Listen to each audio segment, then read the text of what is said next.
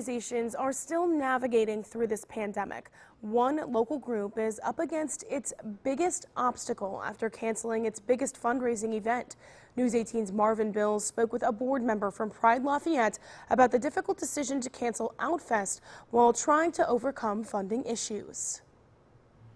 Pride Lafayette Treasurer Jesse Knoth Harrington says the organization has already lost in the ballpark of $5,000 to $7,000 due to the pandemic. It has been pretty tough, actually. The organization closed its doors earlier this year in response to COVID-19 and hasn't held an event since. Not being able to be open has definitely been the biggest issue for us.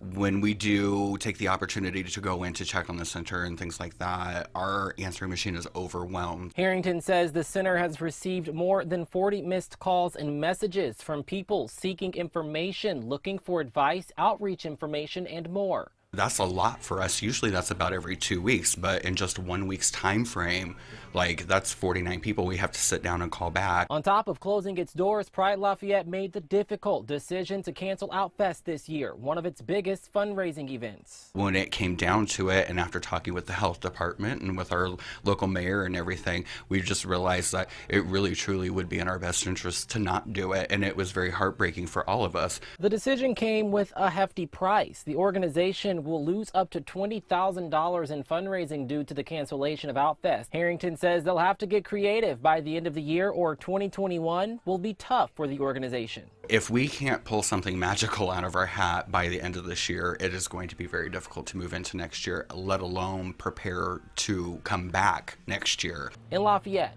Marvin Bills, News 18. OutFest was scheduled to take place August 15th. If you'd like to donate to help Pride Lafayette during this time, you can find a link attached to this story on our website at WLFI.com. All right, switching